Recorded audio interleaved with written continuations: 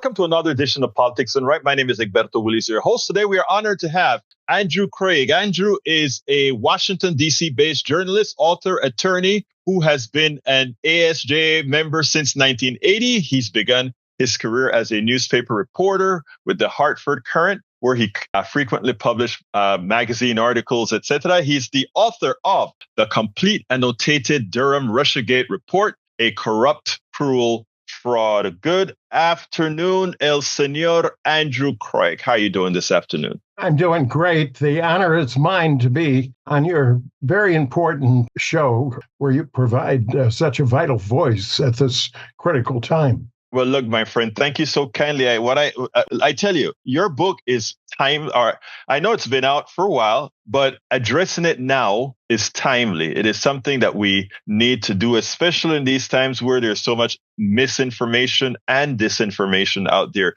Tell me a little bit about why you wrote this book. Well, to go back in history a bit and rapidly bring it to the current times, I had covered courts for 5 years for the oldest newspaper in America, the Hartford Courant, as you mentioned. And when I was doing it, there was a very strong ethic among at least the prosecutors, judges, and journalists I knew that you don't bring questionable cases, particularly if the person might be innocent, particularly for political reasons. And as I've come to Washington and see situations unfold, I see people from my own area of the country where I worked, Connecticut, appointed to be top nationwide prosecutors here in Washington who have no problem going after innocent people, or at least questionably innocent, in major political cases that affect the entire country and our elections. And I thought, like some other situations, that if you're a journalist, if you're an attorney, and you know what's going on, and you're right in the middle of it, you have to bring it out. Even whether people are going to buy it and read it or not, you just have to get it out. And that's the case in this situation where people went to the FBI and said foreign governments are interfering in our elections, and they end up getting prosecuted. And let me see if I understand you right. You're saying that the people who pointed out the problem are the ones that effectively got prosecuted. Yes. And I covered the trials, and I knew that the two main prosecutors I had been investigating for 14 years. And I knew that they had very shady reputations. And I tried to talk to the mainstream reporters at these trials and give them a heads up. I don't need to do all those stories or write books. And nobody would really listen. And so I realized that the prosecutors, after the juries acquitted these people, were going to write a report, and the House Republicans were going to use this report to impeach the Bidens, to absolve Trump from the foreign interference that helped him previously. And all of that makes it easy for foreign interference in this election. Now, tell us a little bit about the Durham report. What was the whole gist of that? Well, John Durham was a career prosecutor in Connecticut, where, again, I had covered federal courts for 5 years. And I went on to Yale Law School, the University of Chicago Law School. And so I'm kind of imbued with the court system, and particularly in Connecticut. And he's been brought in as a career prosecutor. I'm using the quotation marks because he's beyond politics as a career prosecutor, right? He's a hack, yeah.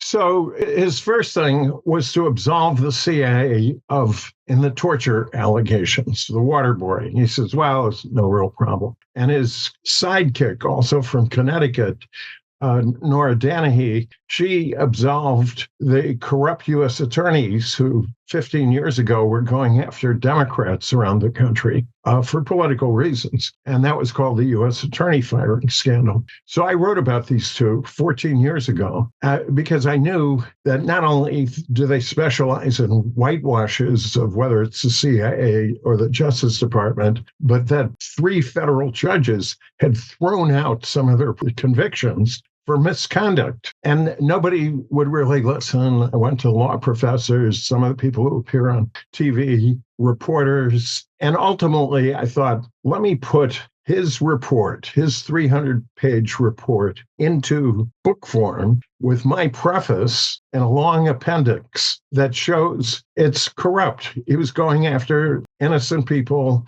and using this kind of legal mumbo jumbo to justify it, to the great applause of the House Republicans who say, well, juries, they don't really know. It's only Republican prosecutors that know who amongst us is guilty. And if I could say one last thing, Alberto, before stop long answer here. It's particularly relevant because of the Project 2025 that you have informed your audience of a huge threat, because I'm talking about a few very important case studies here. But imagine if Project 2025 is turned loose on 12 million immigrants, legal or not.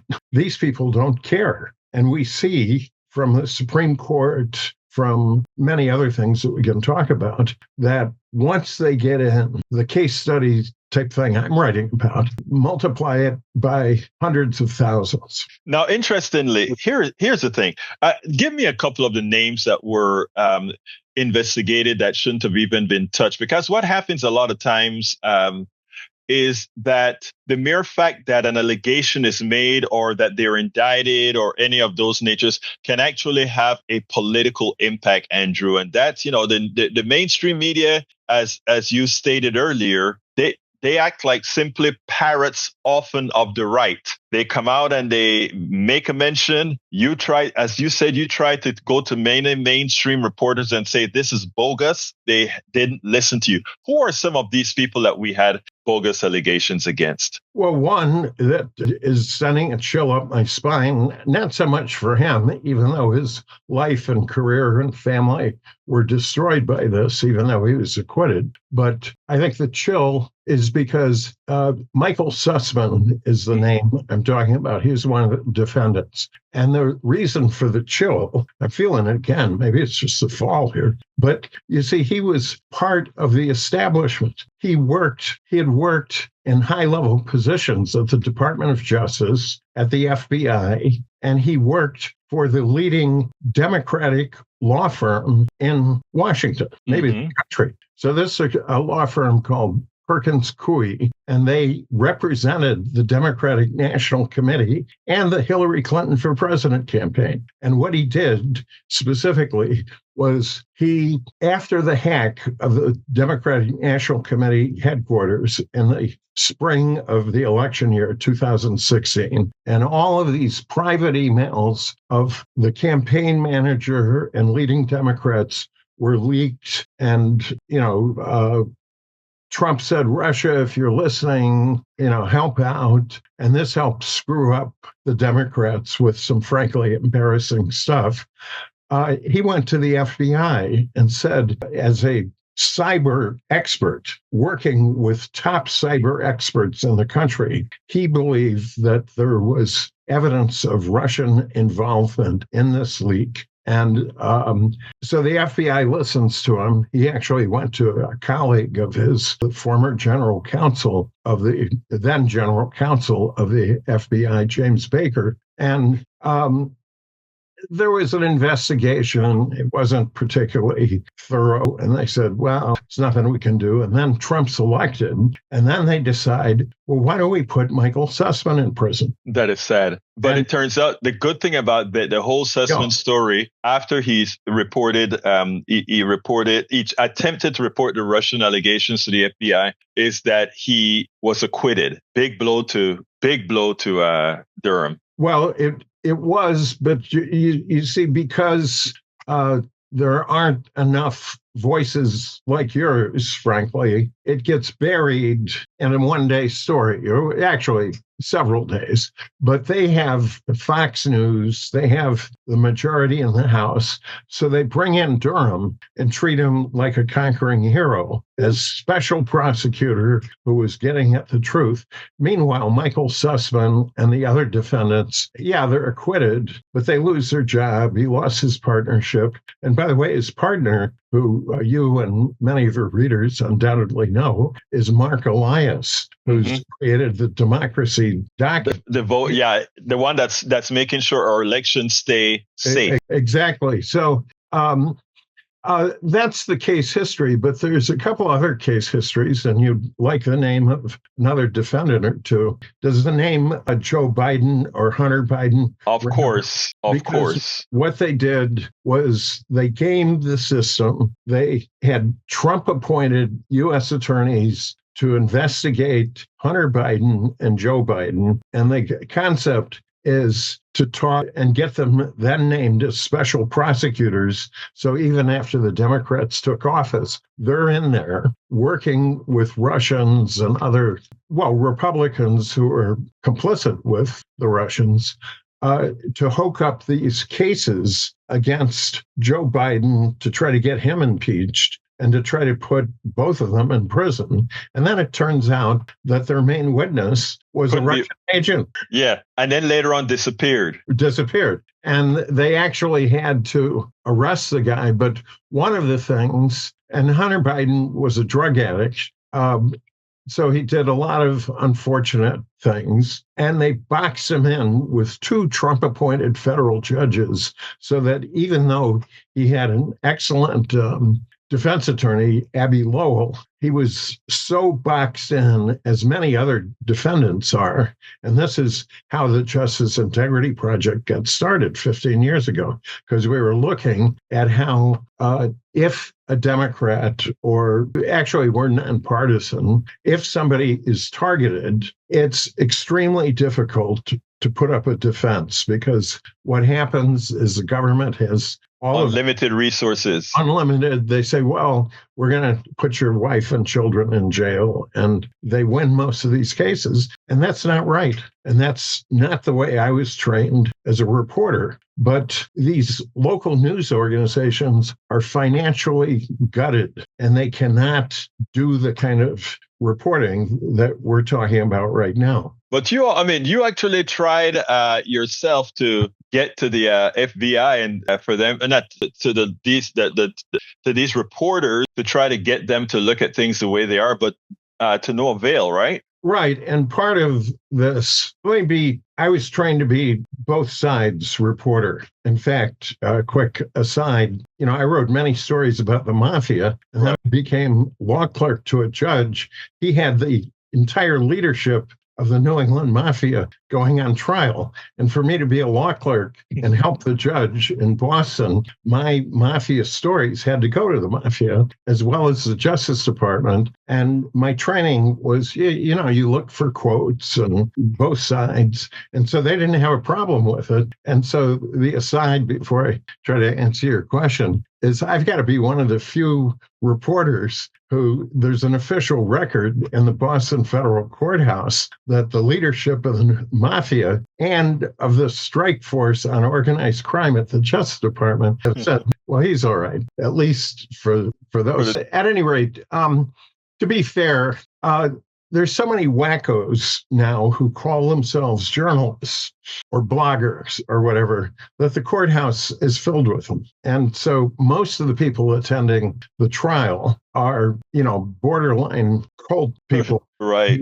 who want to see these convictions. They're mega cult people. And so if you are a reporter, which I used to be one for a mainstream newspaper for 14 years before going to law school, you're a little edgy about people coming up to you. Now, I'm a member of the National Press Club. I'm very active. And in that and other journalism groups, Overseas Press Club, and there you can talk to people, but you don't necessarily have the New York Times major writers there. Right. Well, let me tell you, one of the things that you want to highlight, first of all, with your book, and the Durham report, and how, as an example of what's happening right now with today's Justice Department, etc., you have more concerns specifically on Project 2025 and what it means to us both personally and legally as a whole. Why don't you tell me a little bit about that? Well, I will. And let me set the scene here for your audience.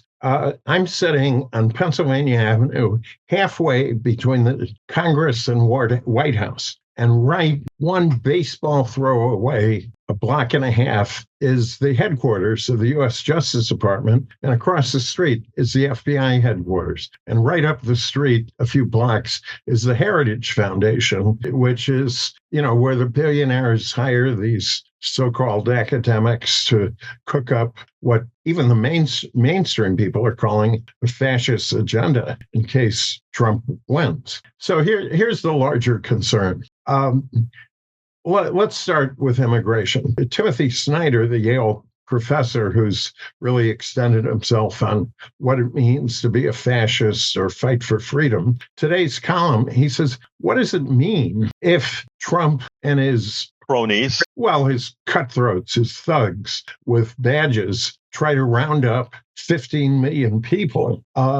That means a police state. It's not like my book where they go after a few people. They're going to be upside down, activating local law enforcement without rules, going after anybody who somebody in authority thinks should be out. And we've seen from the Supreme Court, and again, I've got law degrees from two major law schools, but they've become stooges. I mean, they rubber stamp, at least six of them, the idea that a president can basically do anything as long as he calls it an official act, including the argument was made to them, which they ignored. Well, suppose he orders SEAL Team 6 to murder his political opponents. Well, my book documents, mostly in the appendix, how they did go after Joe Biden and his son, but we cannot expect the Supreme Court, or particularly if it's got three new Trump judges on it, to replace Alito, Thomas, and one other. Well, maybe Sotomayor. Right. Oh, that would be even worse. Yeah, because she's got, as I understand it, diabetes. Yeah. So even though she's slightly younger than some of the others, health. Father Time, it's Sunday football day. Father Time is undefeated.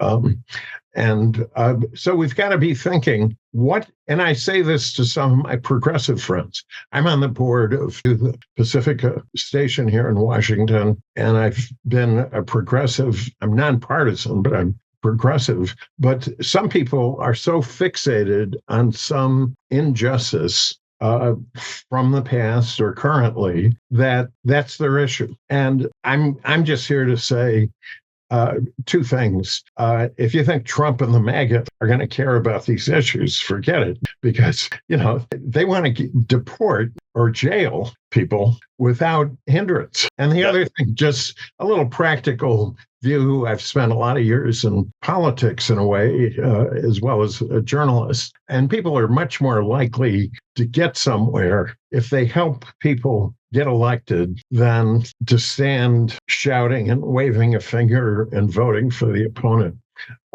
What do you think? I tell you what, I think that's an excellent way to close, because what you just said is the most important statement. I think what you're telling people is you need to go out there and make a difference, but also make an informed decision when you're making your vote. Give me a last sentence to close us out here, my dear brother. Well, fight for yourselves, vote for your own freedoms, vote for your own empowerment, and do it soon, because Trump has promised his people that this is the last elections. And what that means is they're anointing Vance, age 40, to be the successor. And you don't want that. Wow. Let me just, you opened a little door that I want to enter and leave. What you just said is important, and we are already seeing a Trump in decline. I don't know that Trump lasts a year in the White House, so it would be welcome to President Vance. My dear brother, Andrew Kreig, thank you so kindly for having been privilege. Thank you. On Politics Done Right, my friend. We spend a lot of time deconstructing the news, trying to parse it into a form that everybody can understand. We try to find those little nitpicks where it flies above the fray, etc. If you really like these videos that we do, I want to ask a big favor. Please go ahead, number one, subscribe to our channel, and number two, please join if you can. Thank you so kindly for watching. Keep watching. Please remember to share. We must populate the entire internet with our progressive message, a message that we know is what most Americans say that they want. So help us, please join.